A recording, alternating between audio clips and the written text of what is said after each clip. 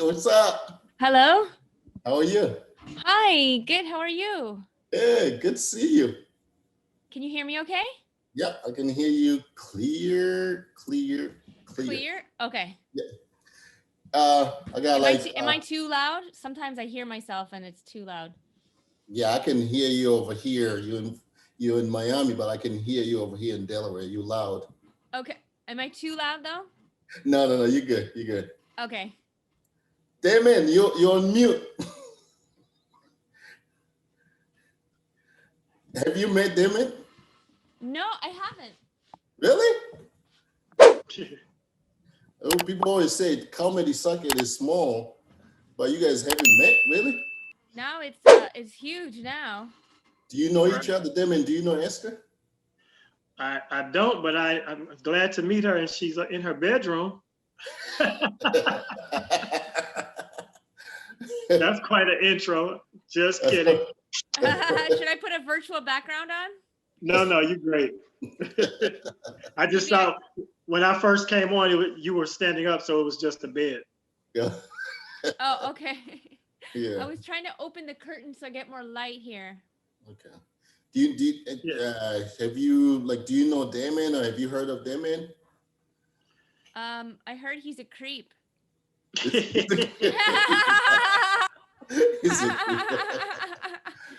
That's the word on the street, man. Sorry. Hey. I don't know if it's the same Damon.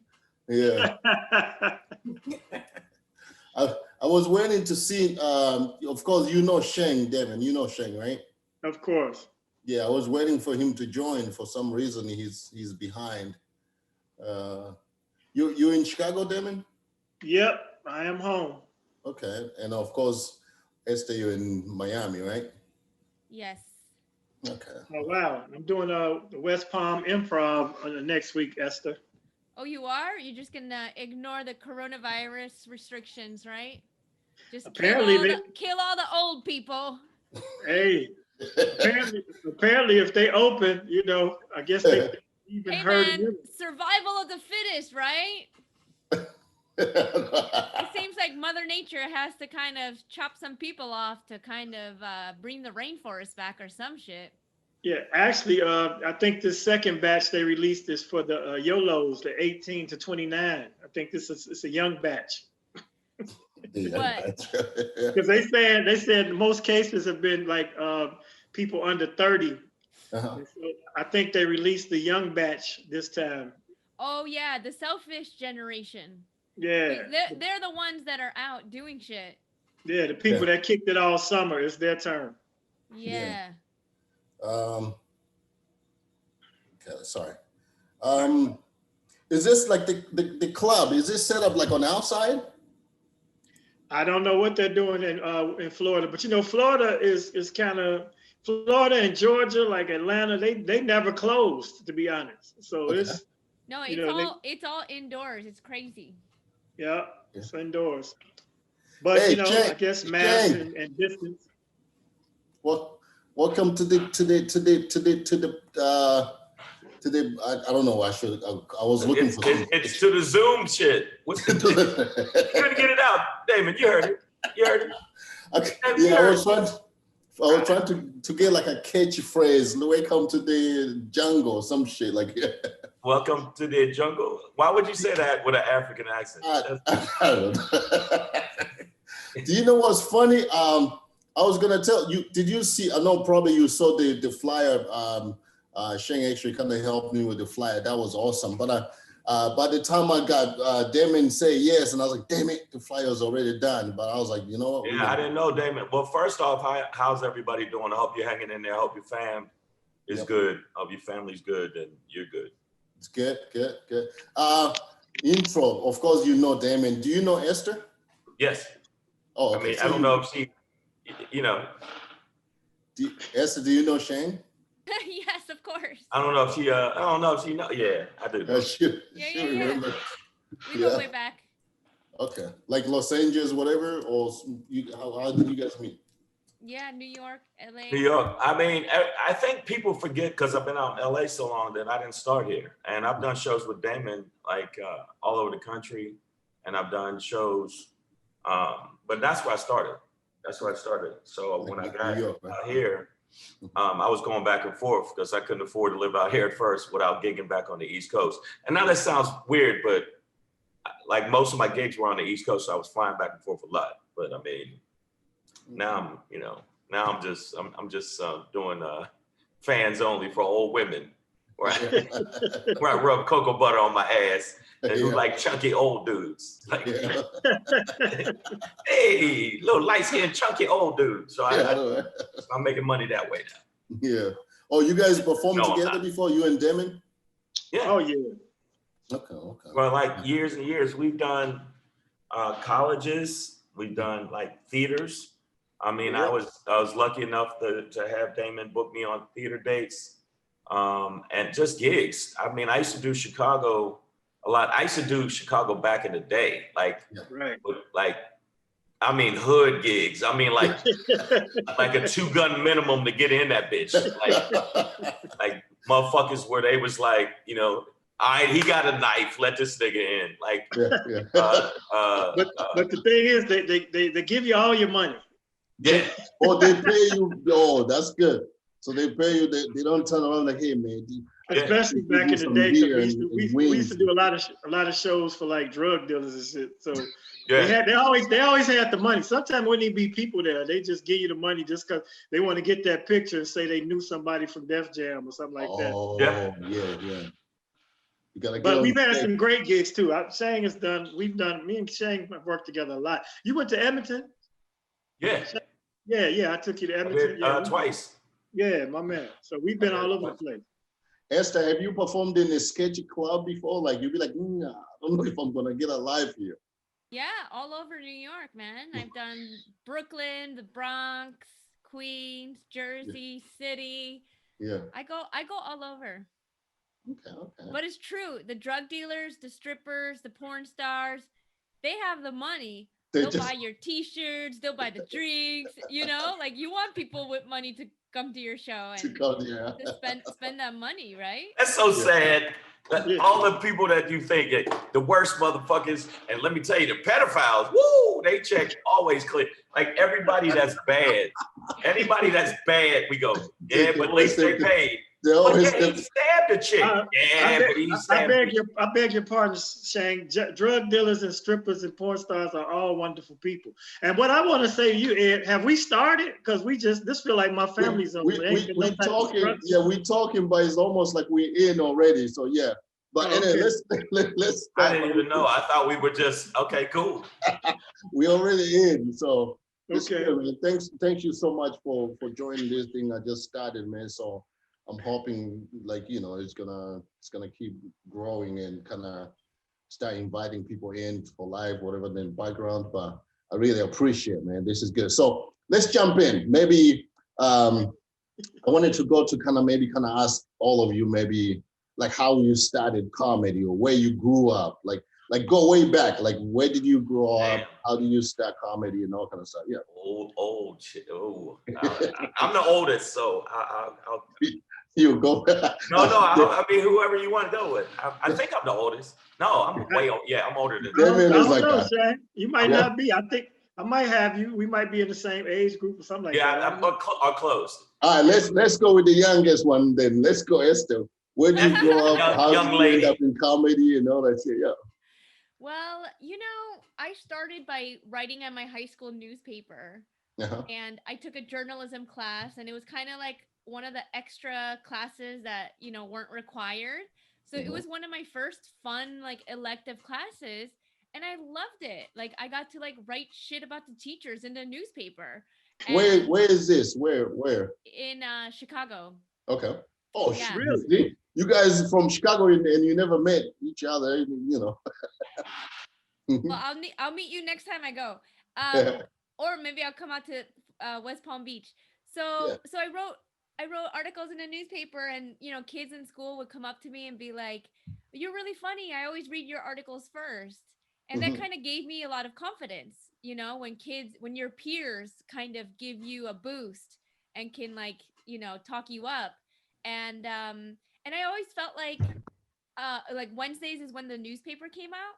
and I always wondered like, oh, I wonder which lines they're laughing at. I always wanted to be like the fly in the wall, like in class when the newspapers were distributed. But I got a lot of good feedback, and then everybody was kind of like, oh, you're so funny, you should be a comedian. So when you hear it enough, it just kind of becomes easier to become whatever everybody keeps saying that you are. Yeah. So what did you, like, your first time jumping on stage, like to do stand-up comedy, was it in Chicago also, or a different city? Well, it was in Boston. Okay. I moved to Boston and I took a comedy class.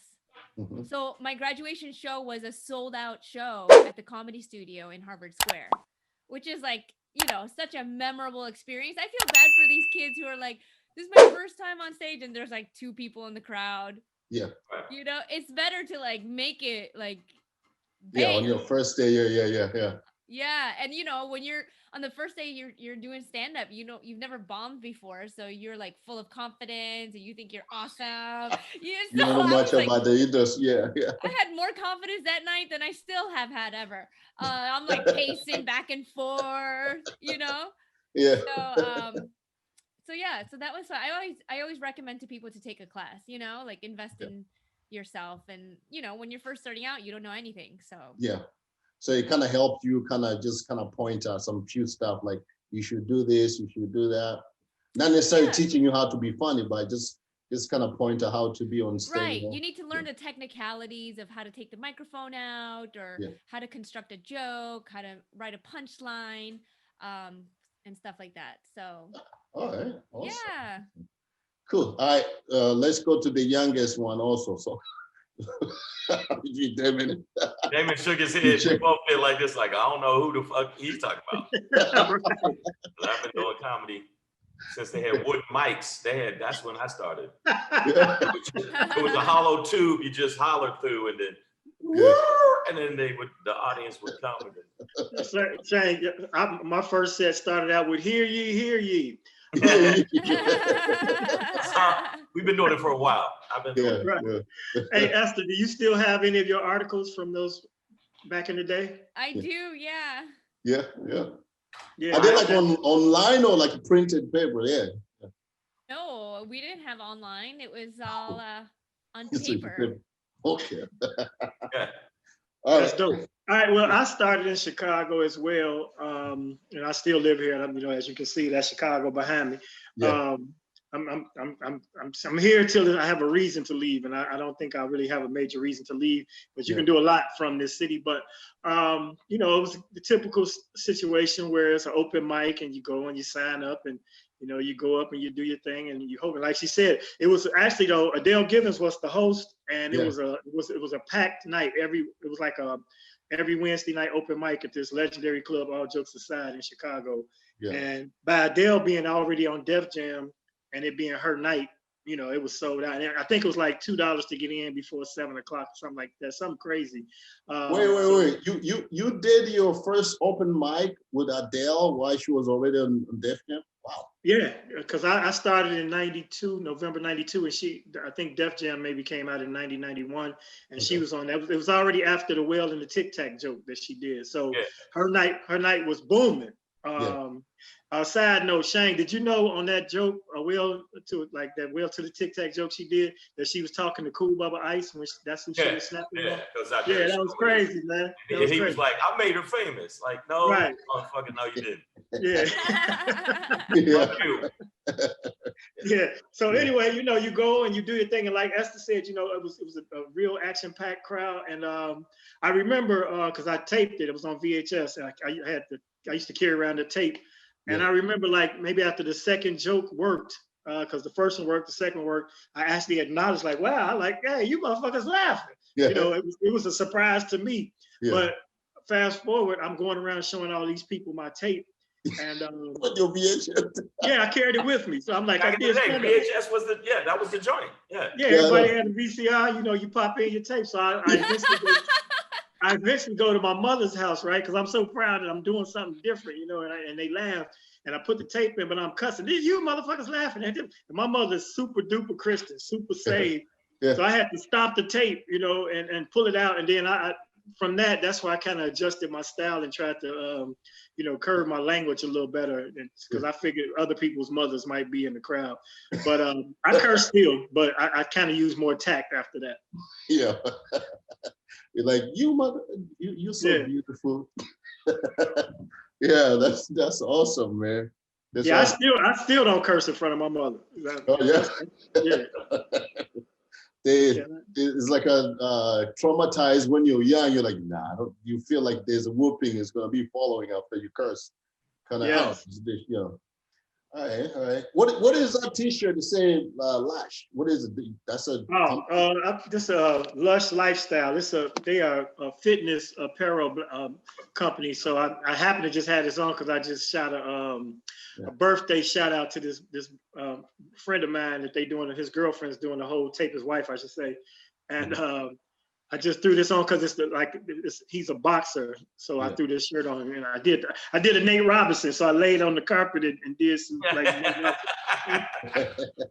and I forgot that the Zoom was coming in, and you text me. I mean, I knew it was on my calendar, but I'm like, oh snap! So I just got this on. So Lush Lifestyle Apparel, they out of Dallas, Texas. It's a couple. It's a husband and wife couple.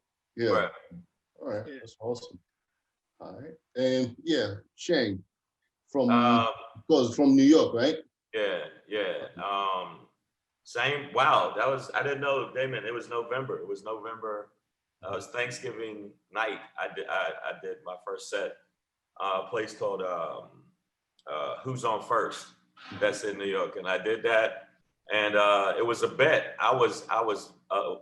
Dude bet me that, and I needed $50 bad, and he bet me $50 I wouldn't get on stage because I was always clowning these, because these motherfuckers was clownable. I used to hang with because they were idiots. They were like really bad criminals. They were criminals, but they were horrible. They would always do some dumb shit and get caught. Like, I didn't know the cop was sitting there. Motherfucker, you robbed the donut shop. What did you think was gonna happen? They were sitting right there. And so and I went up on stage. And I did it. And my first couple jokes, I remember my jokes were so weird. I did my first couple jokes, Godzilla fucking the Statue of Liberty. I remember them because I thought she'd be the one with a pussy that could accommodate Godzilla. Yeah. And I thought when he first got to town, he's like, I need a bitch big enough to accommodate this Godzilla dick. That was literally one of my jokes. My second joke was about dragging albinos in the sun and watching them dry up so I could put them in bottles of whiteout. That's where I thought they came from. I thought they were cremated albinos. So I did those jokes. And, so creative. I've never thought about the Statue of Liberty having a pussy. I just thought lift up her skirt and give her that Godzilla dick, and then the owner and another guy named Peter Spellos was like, you should think about doing this for a living. And I was like, nah, man. I was thinking of other easier and faster ways to make money at the time as a young man. And then I kept coming down there, hanging out. I met a couple comics that I really liked personally, that I hung out with. And then I started doing. I did the white circuit first, and there was a white circuit. I know that sounds racist as shit, but it's true. There was what they call the urban circuit. And then I got to work with a comic who used to have a night, Talent. His name, which I did a show in DC with. Talent. Yeah, so Talent. Yeah, Talent. And another comic. I'm dating myself, goddamn. But it was Talent. Well, he had the night. And Gerald Kelly. Fuck. It was Gerald Kelly, Talent, Rob Stapleton. And we were on it. We were new, and we had to follow some older comic, and he was beast mode. And I did really well the first couple times, and then I had to follow this dude, and I took it to the face. I mean, when I say it was like a baby getting pistol whipped. It was fucking horrible. It was horrible, and it made me so mad. I'm like, yo, fuck that. I'm doing this shit. I did it out of anger, more like, yo, fuck this crowd, fuck that. I'm doing these jokes for real. I'm gonna make money. Then I'm coming back and I'm having sex with all these bitches. Like, I literally, that was my motivation of comedy, not because I wanted people to laugh and feel good. It was more out of anger of having a bad show. And then for some reason that fueled me, and I'm still doing it. I mean, I've been lucky.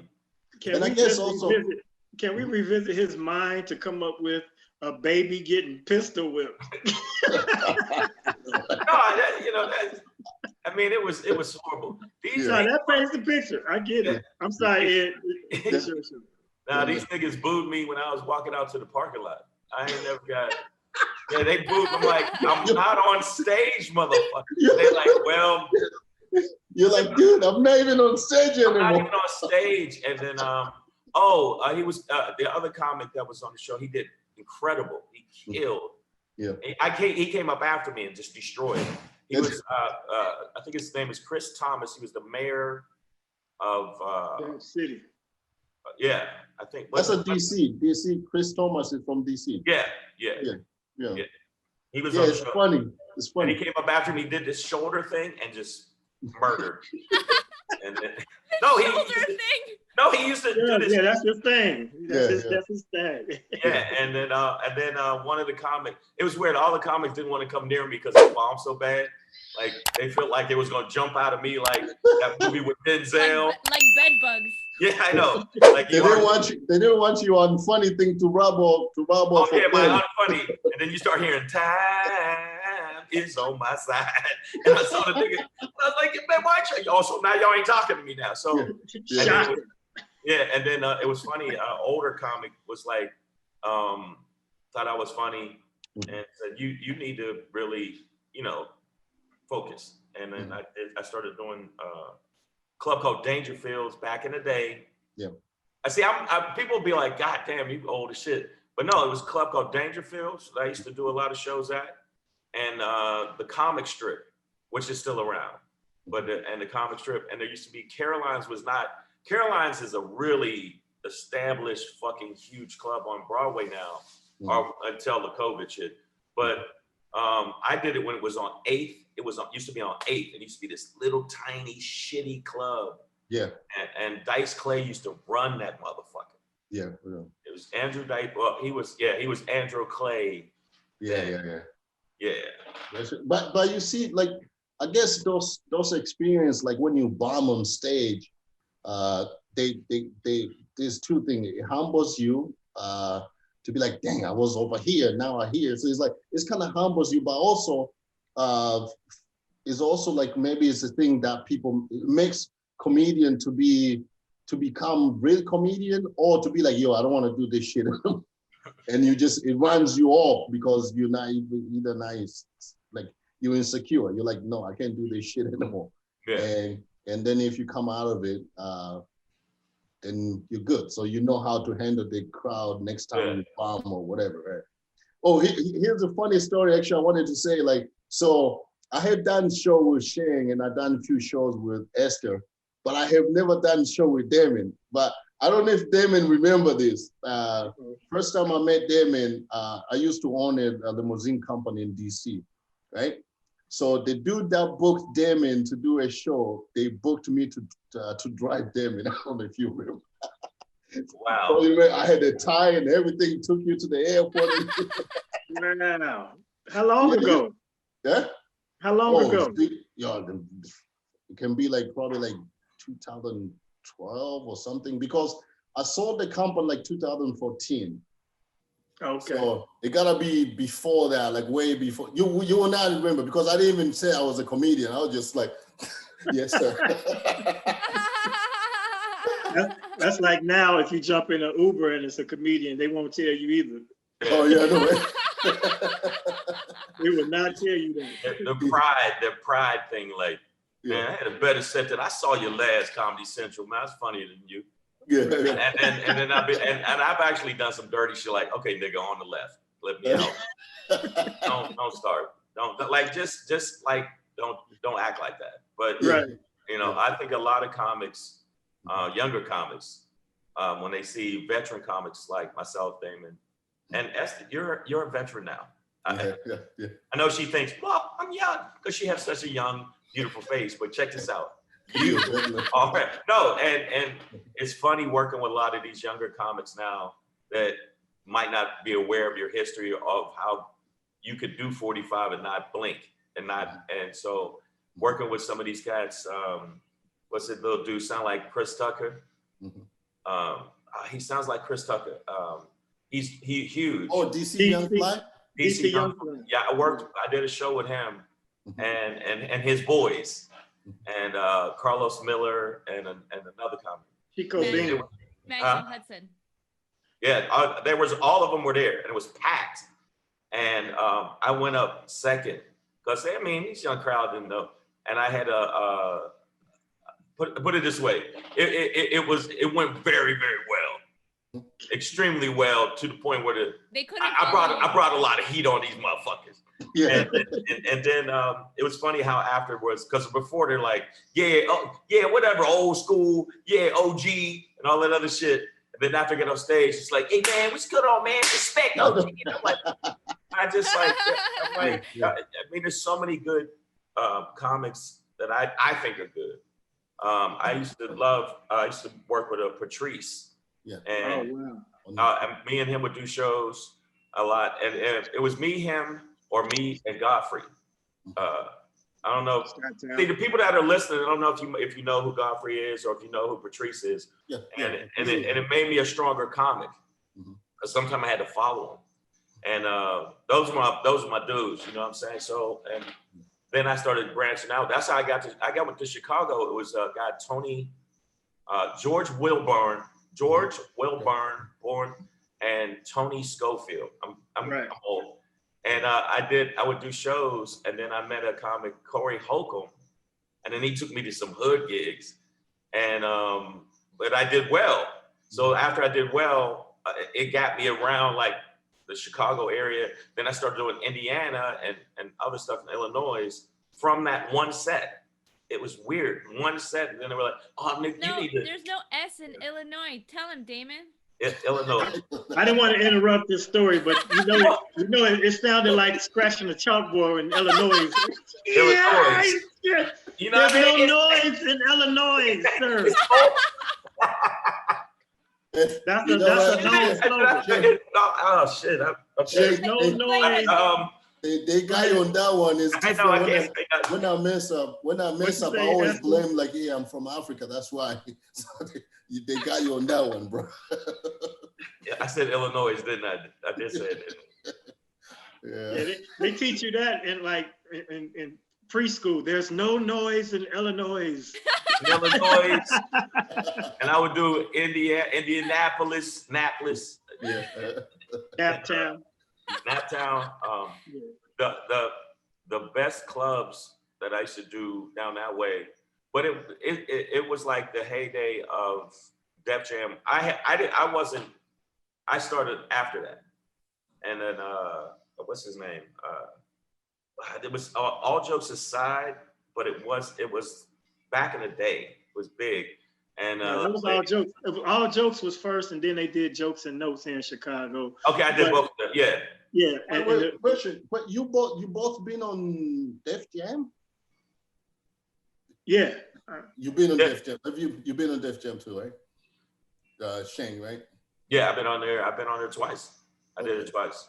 Okay. Are they still trying to do something to bring it back? And I know I saw like the anniversary like on YouTube when Dave and D.L. Hughley were hosting something. I don't know. That was the 25th reunion. They did a different variation. Russell put together the all Def comedy, but Def Jam, the brand, probably ended around 2008, 2009, something like that. The last time they did that, Then they bring all Def. Yeah, that's a lot. But it wasn't the same once once it left New York. The original run, when it came to LA, it kind of was a little different. I did it in LA, and I didn't feel like it had the same magnitude by then. But for Shang and I, our come up was BET's Comic View, because not only if you did Comic View once, you really did it 90 times because they kept showing the reruns, right?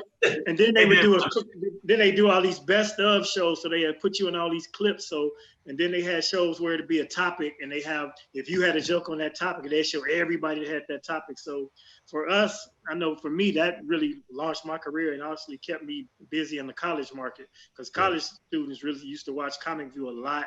And if you were a Comic View comedian, Shang can tell you, we did so many college shows that it probably hampered our industry status because we were working and getting good money on the college circuit. So you didn't have to go out and struggle in New York or struggle in because you got paid a bunch of time. Yeah, we were getting that bread. And now the cool thing, good too, right? The cool thing is that now those students are actually adults and they are consumers. So they'll come to your shows. I know, Shang, you get this a lot. Man, I used to get in trouble staying up late watching you on Comic View, or you came to my homecoming in 2001.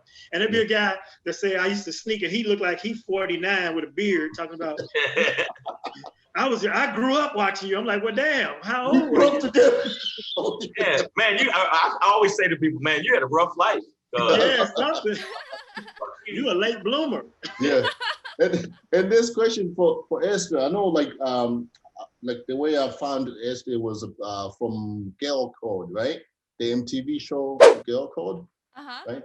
So how did you end up getting into that show? And do you get like people like you know, fans from that show kind of thing, right? You know, it's just a boring, I went to an audition story. You know, it's not like somebody discovered me at Caroline's, but you know, as you know, we go on a million auditions that we don't get, and they don't list the shows that we auditioned for on our IMDb credits, right? Thank God. So yeah, I just went to the MTV building in New York, and it was really, what was weird about the audition is that everybody who works at MTV, they're all really young. Yeah. You know, like they're all younger than me, and it's run by these kids. And then they're like, but they know what they're doing. And then you walk in and they were just like, you know, just tell us about these topics, frenemies and waxing, and you just came up with jokes, and then you know, I was lucky enough that they liked me, that these kids liked me and thought I was funny, and they put me on. So you know, it was really amazing because at the time MTV2 was showing Guy Code. But then when Girl Code came out, like from season 1, they were already anticipating like how like popular it'll be. And we were on MTV regular before Guy Code was on. Wow. So we got really, really lucky. I was like, oh my God, can you believe we're on regular MTV? And you know, me growing up, you know, in Chicago, super Christian as well, Damon. You know, I never watched MTV. We didn't have cable TV, so I didn't even know. Well, like me being such a dork, like once I got on MTV, I like read the book on MTV. Like I want my MTV book instead of watching like the old music videos and watching what MTV's about. I'm like, let me read the book. Yeah. Wow. I used to hate MTV. I used to hate on MTV because I went up there for TRL. I was young and thin then, and I went up there for TRL, and it was funny. BET Comic View was like huge. It was big. Yeah. And it was funny how there were so many young people there that knew who I was, but the execs didn't know who I was. So I come out in front of the audience on TRL, and they clap and go, that's funny. That's a light-skinned dude. Do the joke about the turtle. And screaming and clapping, and how they kind of try to play it down like, well, BT is not really a channel. I'm like, so you just gonna ignore all these people screaming and clapping? So after that, I used to always, like, I've done a couple things for MTV, but I always look at them like, yo, bitches, yo, act like little bitches. But they let a book BET though, right? Is it part of the same Viacom? Yeah. So but it wasn't respected. It wasn't as respected. Comic View. But it got us big audiences because I mean my following was from that. But Def Jam popped me off more because I could actually be more raw. Yeah. You know, I could really go there. Whereas in Comic View, I really couldn't do my normal style, but I still was able to adjust and do it. But when I did HBO, I've done HBO at least now 4 or 5 times. And I like the fact they're like, well, just say whatever the fuck you want. You're on after Real Sex 5. Yeah. It was a show called Real Sex. And it's like, and this episode was fist fucking. So I think you could say whatever you want. And then I saw, like you used to back in the day, it was Eddie Griffin. And I forget what episode it was. And everybody was raw as fuck. And I keep using Chicago references, not on purpose, but when I saw how, I was doing it then though. Bernie Mac came out. I didn't see his first set. I saw his second set. And Bernie Mac was so raw and like, yo, fuck that. I'm black, I'm strong, I'm raw. And it made me go, yeah, I'm gonna do me. Yeah. Yeah, because I'll tell you a funny story about HBO and things they do check on. I did P. Diddy's Bad Boys for HBO, and they actually called me, and I had to get clearance because I did a joke about my sister turning gay. And they said, well, before we run this, we need to know, is she really gay and is she outwardly gay? I'm like, yeah, she gay. I mean, it's my sister, because they didn't want to get sued, right? Because she could possibly sue the network for me saying she was gay. They're gonna scale to 1 to 10. How gay is she? Like, make sure. Right. Is she strap-on gay or is she lipstick gay? Like gay. Different kind of gay. Like gay. Right. Yeah. Wow, that's funny. Oh, I remember doing like show with mentioned to Esther again. When I first booked her to do the show, she was doing a show with someone. I don't know if you done this too, like where I met you guys up like down to earth, like really cool dudes. But this is funny when I booked this, it's Esther and another girl. Don't mention her name, Esther. So it was weird. We did a show in Philly and one in DC, right? And Esther was cool and like, you know, like really cool, whatever. And then the other girl was like, she always acted like I should Google her and shit. Like you know, have you met comedians like they act like they're like, tell us who the name is. No, you can't do that. I don't want her to stumble this. I'll tell you some bitch ass people I did shows with. I don't care. The first one starts with Arnaz, the second part starts with Jay. Did Arnaz? Wait, Arnaz Jay is from Chicago, right? I don't know where you're from. Oh, okay. You know where he's from? I believe he's from Atlanta. Okay. It's somewhere south though. It's definitely not Chicago. Even though a lot of great comedians are from Chicago. I could go on. It's such a long list. Yeah. But Esther, come on, tell us the name. No, you won't know because you will classify her as a like she's on a white comedian kind of circuit kind of thing. So you like so come on, Esther. But this is the thing though. It made me by that time. That's why we end up doing some other show. I just like, you know what, forget her. Let me just go with Esther. We went to California, did some show like in San Jose. Listen, and you put us in these nice ass hotels. We were at the Climpton Hotel, which I still want to get booked at the Climpton Hotels. You know? Because they're beautiful. They're beautiful. They're not like Marriott. They're not like boring decor. You want to stay in nice hotels that have like, you know, creative decor. Yeah. And yeah, I guess the Climpton wasn't good enough. I don't know. Yeah, man, it's funny. Yeah. You know, I'm always grateful for, you know, like you know, just being on shows, having the ability to do shows, being put up in nice hotels and stuff. And yeah, at one moment I said, yeah, isn't this such a nice hotel? And she just looked at me like, it's okay. Did you steal anything? Because I always steal shit from nice hotels. Oh, come on, man. That's the purpose of them. I got so many towels and... Oh my God. Don't they count the towels? I would never steal a towel. You never steal a towel? I stole the TV. I don't know you did. No, I did. Here's you what did steal, really? You took you want to steal towels from hotels and you don't want them to charge your card. You just have to get them from the gym or the swimming pool. Wait. You put a TV in your suitcase? No, I put the TV in my car. I drove to this gig. Dude didn't have all my money. he didn't have all my money and try to act like that. Let me holler at you later, shit. I said, really? And he paid the hotel with his credit card. So yeah, so he had to pay for it. And so I went, got the little bolt thing, and I unhooked the TV because it was bolted down. And I put it in my car and I took it and I pawned that bitch. Plus he paid me. Yeah, I mean, fuck him. So I got the TV. I mean, y'all can think of me as you will, audience, but you're gonna give me my money. I remember promoters didn't realize I used to roll with some really like prickly motherfuckers, and we had the attitude because I used to do security. In fact, me and Damon went to New York, and there was a bunch of dudes I knew. We were doing a show in New York, and we went to this club. And I half the security, you're like, hey man, that's crazy. You doing chokes now.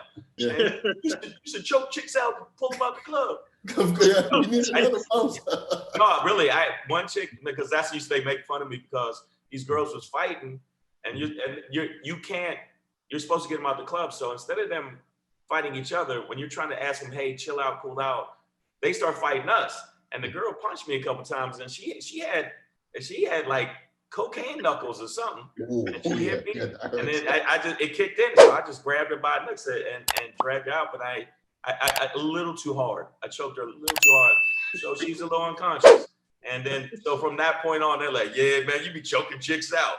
No, this was a dude chick. She was like, she had shoulders. Too aggressive. Yeah. So your intention was to gently choke her? You know, a soft choke. A mild choking? A yoke. A yoke, yes, which is gentle. No, yeah. And so after that, they used to always make fun of me, like, yeah, he be choking. Don't get your girl around that dude. It's like also guys who work security, you guys know where all the security cameras are. You can scope out places. Oh no, some of the places they didn't have security cameras at all. Yeah. It was just like this is probably back in the 90s. Yeah.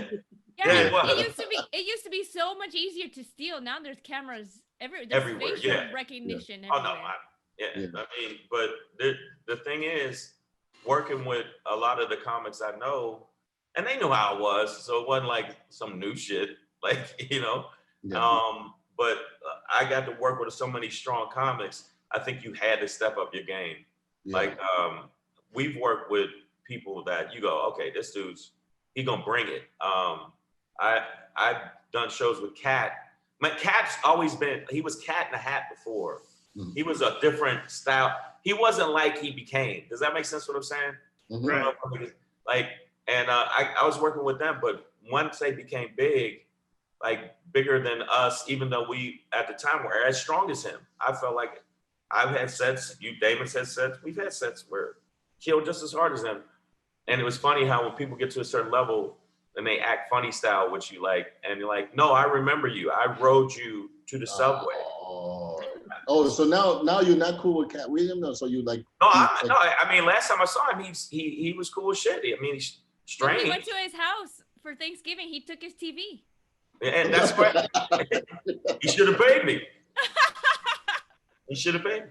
Nah, I mean, but I think that even when I did the shows in DC with you, you had a strong lineup. And they actually that show, it was one of. Listen, I think sometimes it's like if I knew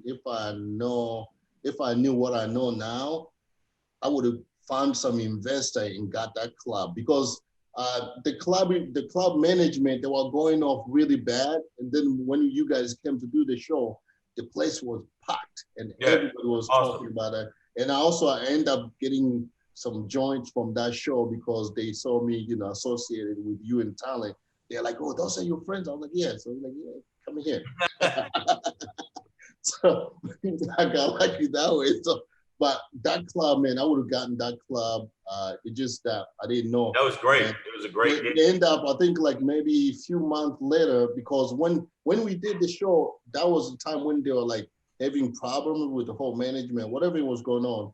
They end up selling that place, man. And I was like, man, I should have had some investor buy the place, because people loved the show and they still talk about that show, man. It was really awesome. Yeah, it's a good lineup. Cali, Well, all the comics on you got here today have worked Cali. And Cali sometimes at the Laugh Factory has chocolate. It's called Chocolate Sundays. For the people that don't know, it's called Chocolate Sundays. Yeah, I heard of it. Chocolate. Yeah, no, yeah. And I mean, like literally, it'll be hitter after hitter after hitter. Like the whole show is headliners. Like they'll have a I don't know how to put it, like new guy spots are in the beginning, but then after that, it's just hitters. And like, yeah, I literally, where it's like, okay, Kevin Hart's gonna come in and do a set. It's Kevin Hart, and then Eddie Murphy just wants to come on stage and talk for a minute. Like it every weekend. And then Bill Bellamy was hosting it for a bit, and every night was just fucking beast mode. Like comics, you go, oh shit. So when you get on shows like that, you had to bring it. And it's so weird. I don't see it as much with young comics. And this is me hating, old man hating. But I've been lucky, so I've done really well. So I can't act like I haven't. So, but yo, they didn't have lineups like we had to deal with.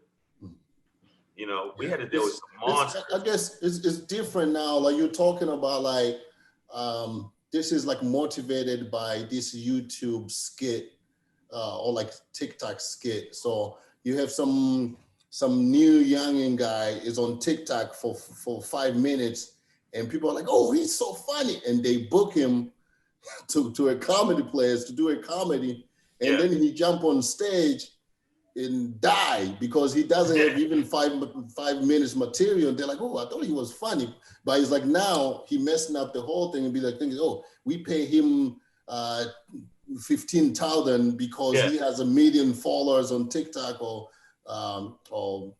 Instagram. So we thought he's so funny. And then those are the ones they kind of mess up. I don't know if I want to say mess up, but whatever the people who booked them because of the popularity, they put a skit on Instagram or TikTok, then they come to realize, oh shit, comedy is a whole different thing. It's a whole different animal. But Esther, the thing with Esther is because of MTV, you think that people are not going to be able to bring it. But I was very happily pleased with Esther because I was like, oh, she's not messing around. Like, does that make sense what I'm saying with you? Like, you weren't messing around. You weren't like, oh, well, I'm doing this and I don't have to be funny now because I'm on TV. No, you know? it just helps get people to follow you, you know? Like that's how I got verified on Twitter through MTV and stuff. But we're just gonna ignore your landline that you have. We're gonna ignore that. You know, it's actually a line to the computer. I'm gonna tell you why, because for some reason the signal was kept dropping out where I'm at, and I got sick of it. So I said, I'm gonna get the line that's through the computer. So yes, I have a landline, and a lot of businesses have a landline, Miss Young Lady. Yeah, an explanation. Yeah, but they don't have that landline phone ringer. That was the. I took that what is that called? That outlet where the landline goes. Yes. I spackled my landline thing on the wall, and I freaking painted over it. Like I'm never getting a landline ever again. Yeah. No, mine is actually plugged into the computer. You got a magic jack. Yeah, well, basically. But yeah, no, I remember those. I used to take those on the road, me overseas, so I could call back home. But no, the thing is, I kept missing calls because my phone where I'm at is weird. So I got what you call a landline. Hey, landlines are the best, man. They don't give you brain cancer, tumors, nothing. There you go. But the funny thing is, like, even if you try to get let's say you move and you're trying to get a TV cable to your house, they always, like, if you look at it, if you guys have cables, like you have a landline that you never use. It's there. They give you, it's like they bundle all together, just kind of forcing you to have a landline kind of thing. So I'm 65 years old. I'm 78 years old. So me too. When you're in your 70s, you're gonna have the landline is your friend. Listen, you're in the high risk group with Trump. Yes, I get COVID right now looking for me out in the streets. So quick, this question for Esther. Esther, like with this comedy, being in the comedy industry, I heard this a lot of time. I have never used it. Like when you deal with dudes with rooms, right? they have a room when you were starting out. Did they ever try to be like, hey, I'll give you 5 minutes if you let me take you out? I heard that's like a lot. Like people were getting laid because they gave a female some stage time. That's so wrong. That's such a weird question. You never heard that before? Yeah, like, you creepy motherfucker. You. No. So if I get you 4 geeks. He can phrase the question differently. Has anybody ever hit on you in exchange to try to give you an opportunity or book you? Or has somebody booked you and then once you got there, they was trying to flirt with you? Thanks, Damon. Thanks. Oh, can I touch your titty if you do 5 minutes of titty touch? You know, the thing is, they won't put it so like blatantly, like I'll give you stage time if you sleep with me. Mm-hmm. It's like it's always a gray area. You know what I mean? Like, what can they hope for if they book me, or they'll ask me out to like dinner? And it's so funny because when I first started, mm-hmm. I had a day job that paid me well, so I didn't need to like go on to like dinner with anybody if I didn't want to. She was independent. So yeah, exactly. So I was an independent woman, and so when somebody would ask me out to dinner, I would get annoyed, you know, because I'd be like, "Hey, can I do your show?" And they're like, "Yeah, you want to go out to dinner?" And I'd be like, "Oh, I don't want to go out to dinner." But then when I moved to New York and I was like just waitressing and like doing odds and end jobs, I'm like, "Yeah, I'll go out to dinner, sure." Try to get a free meal. Like, shit, I'm hungry. I need a dinner today. That's messed up. Yeah. I want to make a comment about Damon. Damon, I got it. Like when it came to his grind, I was always like, there were certain comments I would look at and impressed by their grind, by starting rooms, by getting their following up, by hosting that room. There was a lot of comments that didn't do it like that. And Damon used to have these rooms that were, what I call like, when you say a room is fire, I mean fire. And I would do rooms and he would do this theater, I forget what part of Illinois, but no, it was Illinois. It was where it would be packed. That's Maryville Star Plaza Theater. Yeah, it was huge. It was a huge, and people would always look forward to it. Or like even his one-nighters were better than sometimes clubs. Because I did Zanies. When I do Chicago, I would do Zanies. And it was mostly, honestly, it was mostly white folks. It was mostly a white audience. But I have a really big email list. So they would be surprised how many Black people would come out to Zanies. Yeah. But when I would do all of the urban shows, or I did shows with Damon, that audience is so loyal, and they would come out just because like they would remember the girls who would come up. I was thinking, oh, well, this girl coming up to me, she said, so where's Damon at? I remember this motherfucker here. He's cute, yeah. Hey, the weird thing, my Zoom keeps muting. Am I the only one having the Zoom go on mute every once in a while? No, we can hear you. No, I know I can, but mine, the sound, it would say the Zoom is muting. And so I missed like 10, 15 seconds of what Shang just said. But I keep unmuting it. I don't know why it's doing that. Maybe he was calling you babyface. That's what he said. Oh, no, because you know what? My friends of mine, I did a show with him, and these girls came that were friends of mine. And because Damon had some real slick, good-looking suits. And he looked sharp. Like if I was in prison, I'd be like, man, I want that nigga to be my cellmate. Look at his skin. Look how now he can mute. You can mute now. Like, look how beautiful his skin is. Well, no, so I'm fucking around. So I think the thing was, it was just funny. I'd be like, and they would always be like, so when are you gonna do a show with that Damon guy? Where's Damon? No, they would call, because they didn't know his last name. They would just say Damon. They would just go, they knew who he was, but they would just say Damon. Like, that's Damon. Yeah, they would say it like that. So, but it's so funny when I started doing more shows. I've always done like both like the urban rooms and the mainstream rooms. And now the mainstream rooms need urban comics to actually pay their bills. And I was not look racist with Black Lives Matter. So they won't look. So exactly. But no, I mean, I'm dead serious. I was at a meeting with because they took me to the radio station in Kansas City. I was doing the improvs, and the improv was having a meeting, and I was outside the door, and I heard how they talk about us, saying shit like, well, we could just paper the room with these 3 guys, but this guy will bring us $48,000 a day. It was DL. DL was coming in after I was doing the weekend, and then it would have 3 mainstream, quote unquote, white comics. And then it would be an urban comic, but the urban comic would pay for the whole month. And people out there that listening to this don't realize that used to piss me off, but at the same time, I understood what the deal is. Because if you look at Comic View, HBO's Def Jam is the highest rated comedy/variety show in the history of television. That means as long as television around, this is it. Kings of Comedy, which Damon has done, was at the time in 1 quarter was the biggest comedy tour, ready, ever. And I'm talking about outdid the Rednecks comedy, outdid other tours, could not even fuck with it. It wasn't even close. What do you think about Blue Collar? What is this shit was called? Blue Collar didn't even do as well. Blue Collar. They didn't do like the Kings of Comedy did? Nope.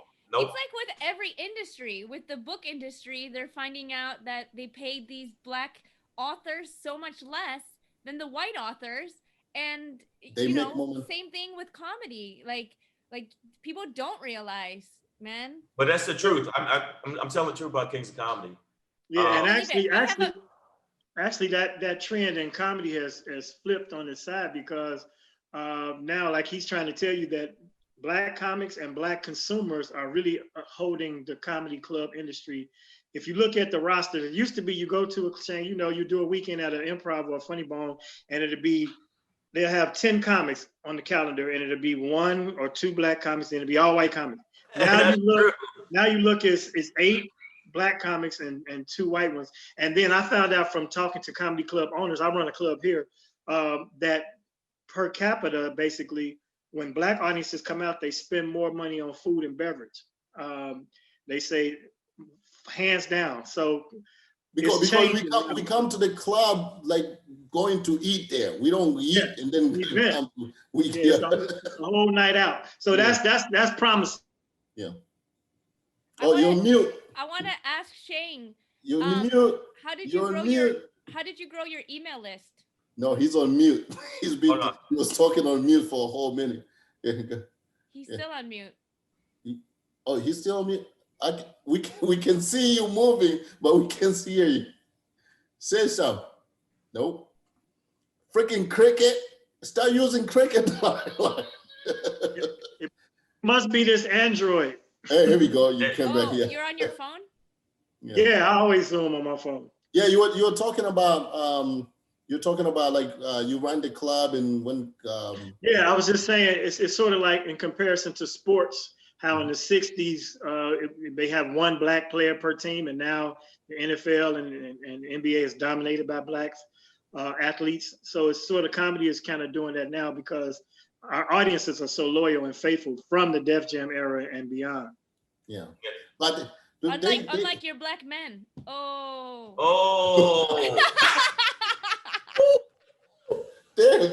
Shot. Everybody. You know what? Ow.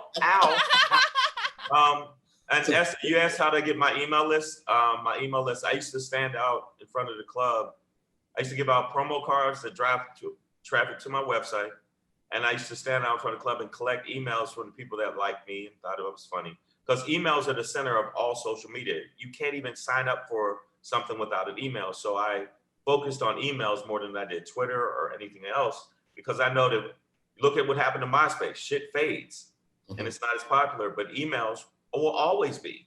So, and right now I'm at like 1.6 million emails. So I can target an audience. I can like my Philly email list is separate than my 1.6 million. That's amazing. But that's over 14 years. Mm-hmm. Yeah, but did you literally meet every single person on your email list? No, what I would do is I would tell people to go. Any show I was on, I would tell people to go to my website, and on my website there's a sign up. If you want to come to my website, you got to sign up. And then when I would do TV shows, I would put my website as my chyron. Like instead of how they have your name there, it would be my website. So I would get all just like right now you have like his branding, like you can see his branding. No, but that's because people there's a whole different audience that don't know who the fuck you are. Yeah. So you got to constantly brand yourself. You got to think about it. McDonald's advertise every day, and who don't know McDonald's?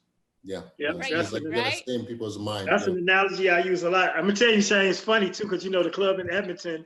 When I told them I was bringing you, they was like, "Oh, email Shang because your email list." You're mute again. Damn it! The fucking Android. You went on mute again. David did like this, like but no, yeah. So I made money. There we go. He's back. Can you say something? Yeah, I'm back now. I can see it, but it keeps saying the Zoom meeting is muted, and then it'll just fade out. So I don't know. Maybe my Zoom minutes are out or some shit. I don't know. Your time is up for Zoom. Right.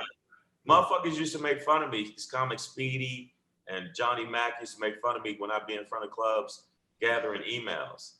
And it was such a nice turn of events where they would call me. Drop off your Uber Eats. Yeah, there you go. Other than that, that's fucked up. But it's true. Hey, what's going on? It's like, hey, man, things just change. But no, you know what? That's a great reminder. Like, I love how you have that right now because it's true. Like, not everybody watching this might know who you are. You pick up some more people who go to your website and not go to funnycoo.com. Yeah, or DamonWilliams.com. You can believe the next time you see boom, it's gonna be some shit right here. It's gonna be right behind.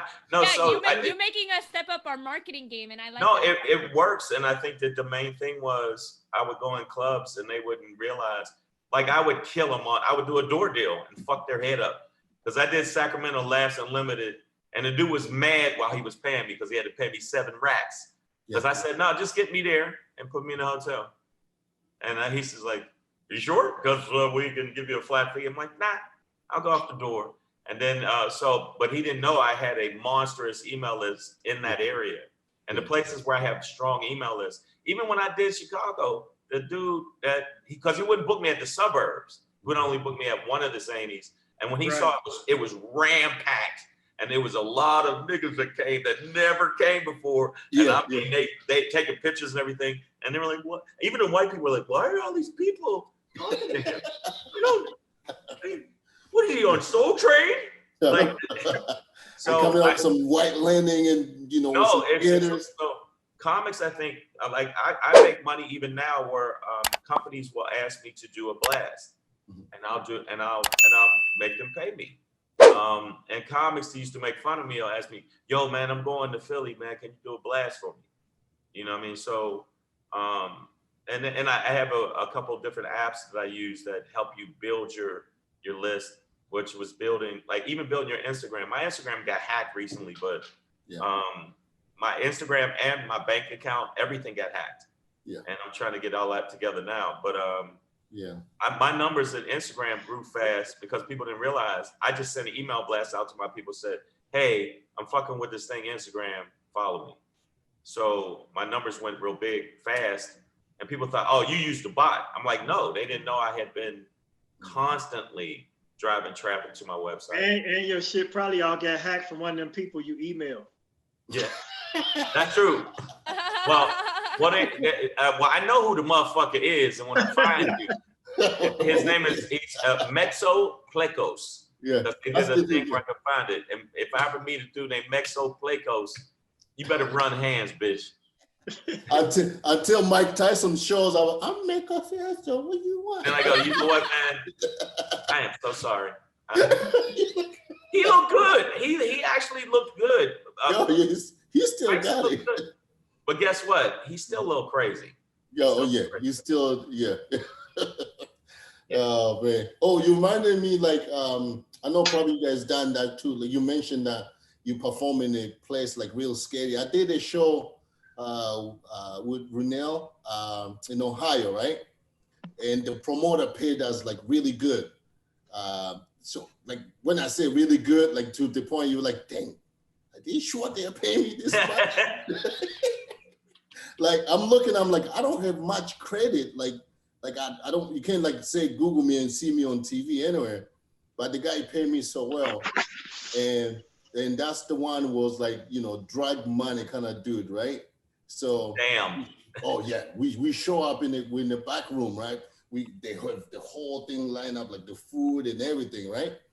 And the guy come in with like 20, 25 people, right? In the back, all with like white lining, gators, and I'm like, oh damn, drug money. But you can see them like, this dude, if anything happened, we're not gonna get out here alive. That shit is scary. Have you like Esther, have you ever performed like in a club? Like I know we mentioned before, like scary, like Brooklyn or whatever, but how do I phrase this? Like before you jump on stage, like I should not be here. Like you felt like for your life, like I shouldn't be here.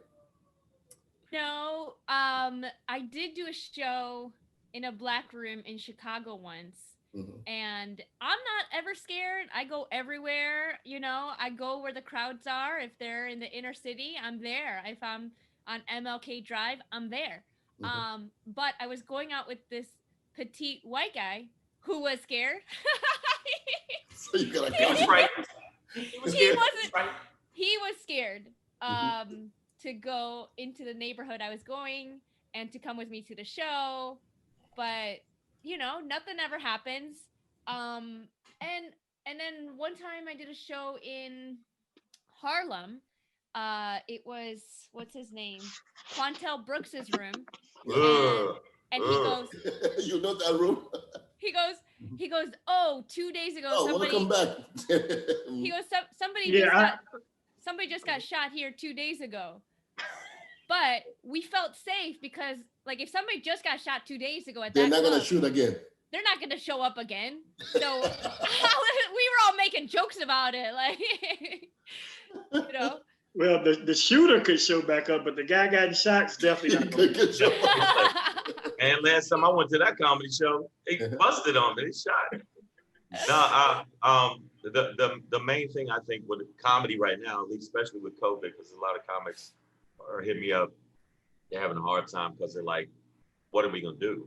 Yeah. I think that the main thing right now for comics is utilizing the online, like doing this, doing like I see Damon. One time Damon was on IG playing music and stuff, and I'm like, so many people were interacting and like he was a DJ. No, I'm not joking. I'm not joking. And it was like, oh shit, that's cool.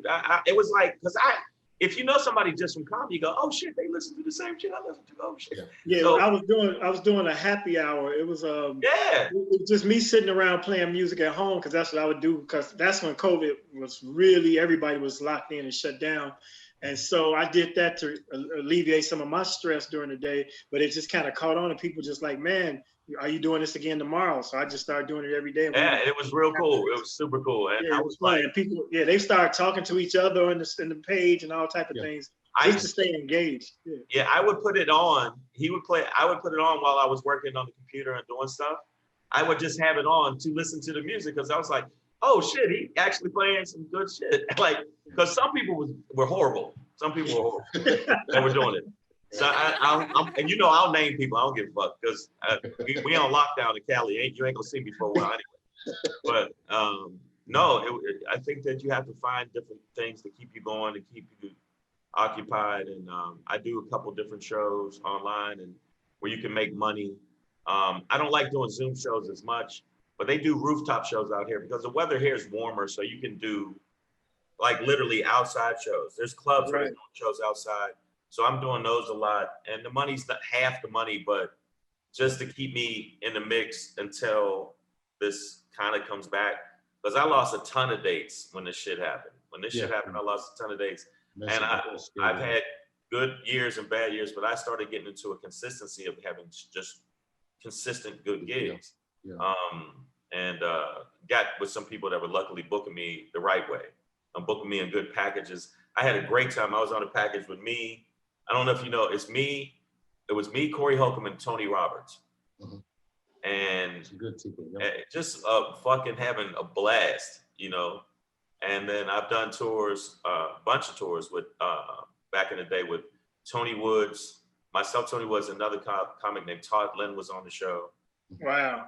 Yeah, we did like 40 dates, you know, so, and I was already friends with Tony, so it was weird because I was friends with Tony and Todd was so hard to deal with.